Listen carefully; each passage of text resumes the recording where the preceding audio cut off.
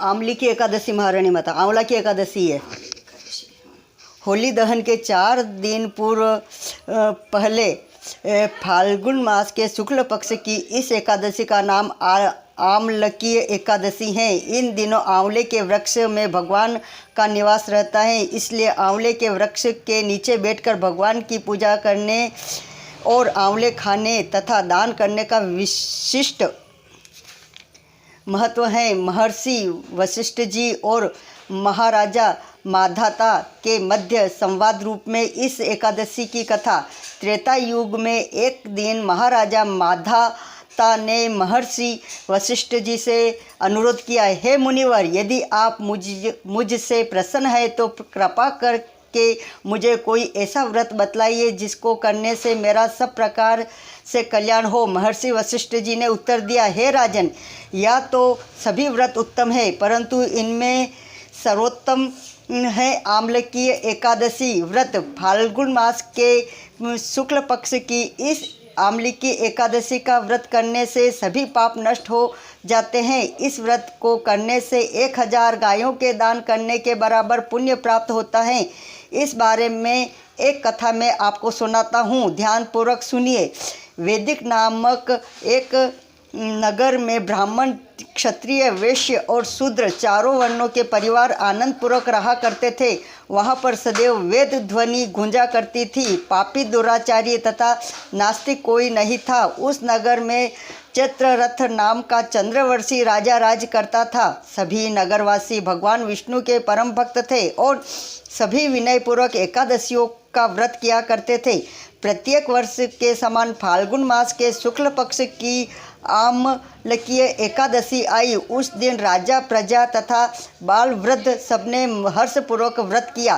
राजा अपनी प्रजा के साथ मंदिर में जाकर कुंभ स्थापित करके धूप, दीप, नैवेद्य, पंचरत्न आदि से धात्री आंवले का पूजन करके इस प्रकार स्तुति करने लगा, हे धात्री, आप ब्रह्मा जी द्वारा उत्पन्न हुई हो और समस्त पापों को नाश करने वाली हो, अतः आपको नमस्कार है।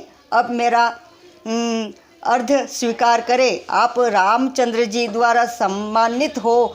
मैं आपसे प्रार्थना करता हूँ कि आप मेरे समस्त पापों को समूल नष्ट करें।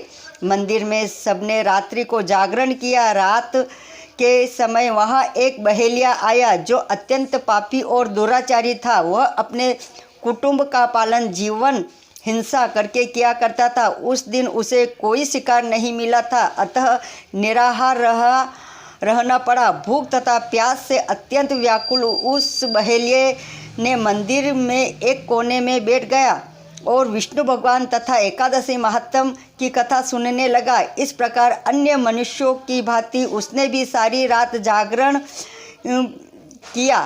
प्रातःकाल घर आकर उसने भोजन किया। कुछ समय बाद उस बहेलिये की मृत्यु हो गई। आमलकी एकादशी का व्रत व जागरण करने के कारण अगले जन्म में उसे बहेलिये ने राजा विदुरथ के घर जन्म मिला।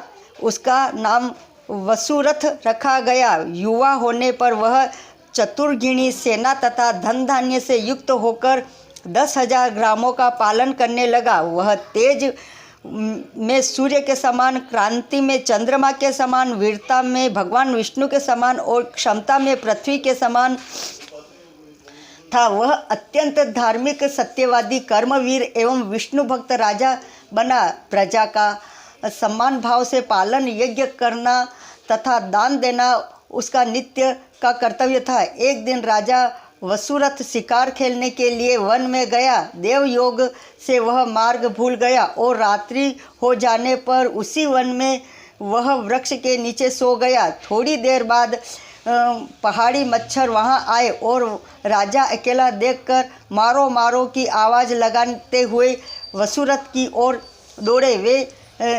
वे मल्लेच्छ करने लगे कि इसी दृष्टि दुष्ट राजा ने हमारे माता पिता, पुत्र, पौत्र आदि अनेक संबंधियों को मारा था तथा देश से निकाल दिया है, अतः इसको अवश्य मारना चाहिए। ऐसा कहकर वे मल्लेच्छत अस्त्रों का प्रहार करने लगे।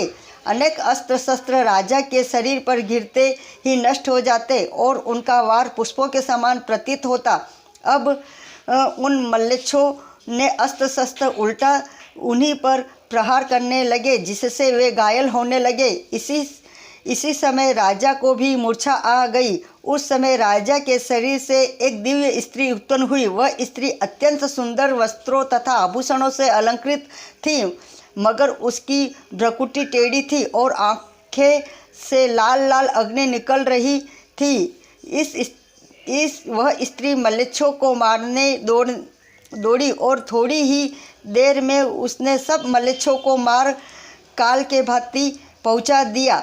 जब राजा सोकर उठा तो उन मल्लेच्छों को मरा हुआ देखकर सोचने लगा कि इन मच्छरों को और शत्रुओं को किसने मारा है। वह ऐसा विचार कर ही रहा था कि तभी आकाशवाणी हुई, हे राजन, इस संसार में विष्णु भगवान के अतिरिक्त कौन तेरी सहायता कर सकता है। इस आकाशवाणी को सुनकर राजा अपने नगर को चला आया और सुखपूर्वक राज्य करने लगा। महर्षि वशिष्ठ जी आगे बोले, हे राजन, यह आम्लकीय एकादशी के व्रत का प्रभाव था। जो मनुष्य इस आम्लकीय एकादशी का व्रत करते हैं वे सभी कार्यों में सफल होकर अंत में विष्णु लोक को प्राप्त होते। श्री आम्लकीय एकादशी महारानी माता की जय।